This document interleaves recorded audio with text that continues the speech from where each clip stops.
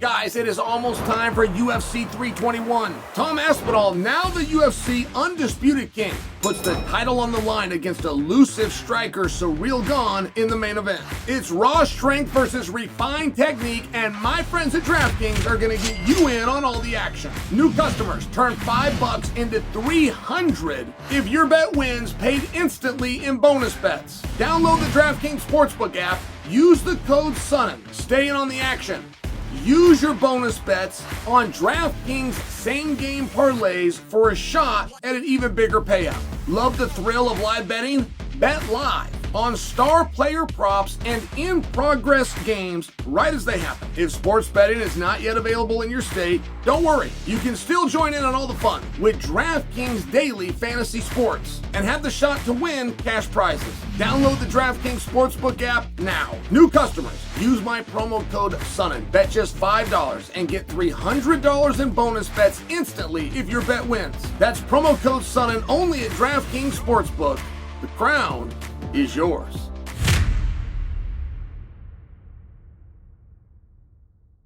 Guys, I want you to watch this.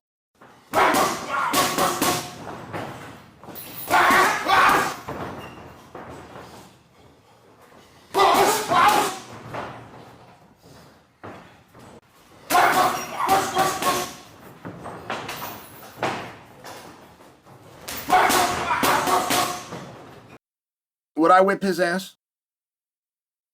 Would I beat up Eddie Hall? What do you think? You think I'd beat him up? All right. How do I beat him up? Like if you play that through in your head, oh, Chael, with all your experience, and I imagine you would think something like that. Chael, you're experienced and Eddie hasn't done this yet, and he doesn't look terribly polished in there. All right. I appreciate all those things. How do I beat him up? Am I faster than him? I hit him and I move around? That'd be a very good strategy. I'd imagine a big frame like that could only move around for so long. Do I take him down? If I take him down, can I keep him there? Probably. I mean, I have certain positions I could tell you with full confidence, okay, if I get him here, he's not going to move. But you still got to get that position. And I'm just asking, would I beat him? Now, Dillon Danis and I speak often. And we strategize, and I'm somebody that Dillon comes to for advice. I'm honored to be in that role. But Eddie Hall and Dillon Danis are going to fight. This is the headline. This is the story. I don't know how close they are to signing that fight. I can't confirm you that fight's officially been offered. But tuck that away. Dillon and I are talking about Eddie. I said, Dillon, how are we going to train for him? He said, well, I don't know what you mean. I train every day. Kickboxing 2 days a week, and I spar on this day, and I do jiu-jitsu all the time. No. How do we train for him? Do we know a 400-pound man that we can bring in? If you do know a 400-pound, do we know a 400-pound man that is exceedingly strong? No. The answer is no. We don't even know one. Let alone could we get one of the world's biggest and strongest men to come in and do MMA. It's what is so unique about Eddie Hall. It is what makes Eddie so... Eddie's down. Whatever you want to do. And you're not going to embarrass him, by the way. You want to arm wrestle him? And maybe you can even beat him. All right, you're not as strong as you thought you were. Go ahead and beat him. He'll put his arm on the line right now and give you an opportunity. You want to go do a sprint with him? You want to do pull-ups against him? What do you want to do? He got it there and fought two people at one time. Eddie is down. Okay. I mean, a guy like that, you can't dismiss him. You're not going to be able to scare him in the media. You're not going to be able to send some tweets out and get him to back down. He's not going anywhere. Fine. How do we prepare for him? And I only had this problem one time in my career. It was Lyoto Machida. Publicly, I killed Machida. But privately, I didn't want that fight. I didn't want that phone call to ever come. Privately, I did not want offered that match. I knew what I would do. I knew I would accept the match. I knew I'd make that walk on time. But I'm sharing with you, I just didn't want that call to come. How do you prepare for him?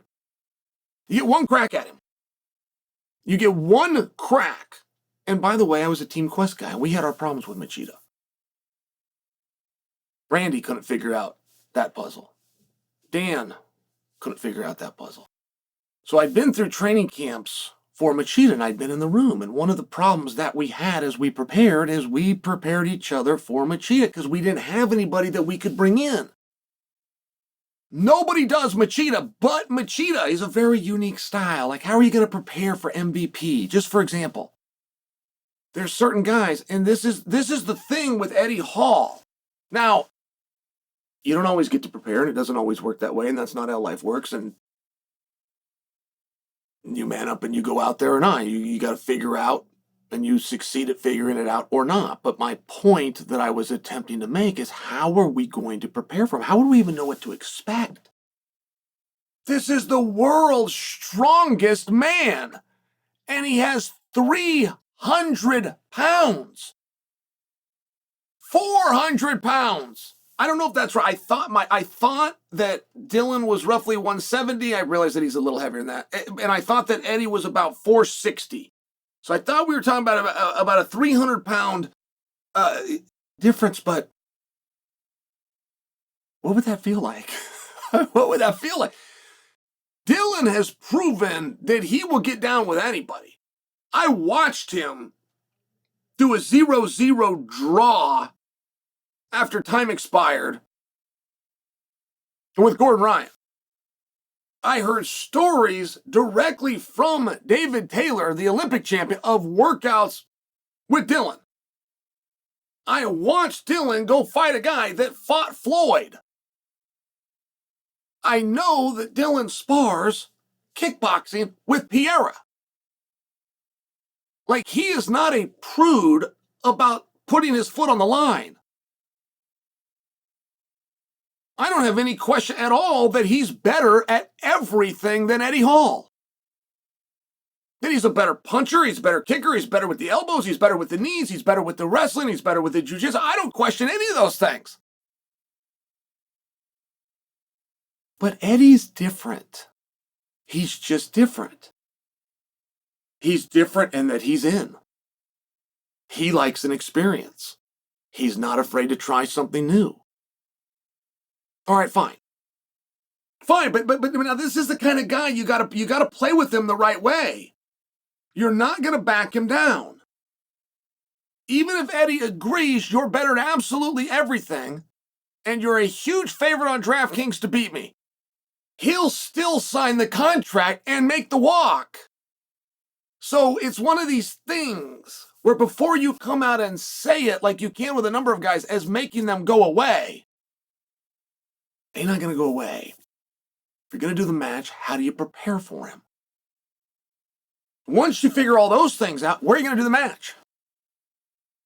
You're not doing it in Oregon. Dave Hagan is not going to sanction a 300-pound weight difference, I'll tell you right now. You're not going to do New York. I know their rule off the top of my head. And they've got, I said I know it off the top of my head now. Is it 40 pounds? They have a specific rule, though. Is it 40 pounds? Is it 25? They have a specific rule that you cannot weigh more than your opponent. Where are you going to do the fight? You're likely going to have to leave the country. I mean, it's an interesting thing. Like, before we go down that road, I do fully agree with you. For a misfits match where you're making interesting things, a 170-pound professional fighter, a 170-pound ace, jiu-jitsu black belt, versus a 460-pound man is the most interesting of this genre that I've heard. That is more interesting to me than Logan Paul versus Floyd Mayweather, just for example. Eddie Hall versus Dillon Danis is the match, but where are we going to do it? And then should you do it?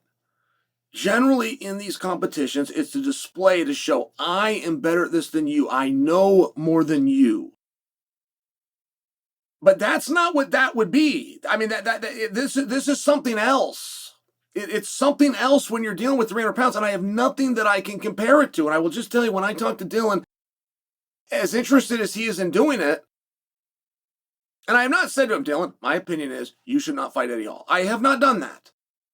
But I will stick with the very question that I asked Dillon. How are we going to prepare for that?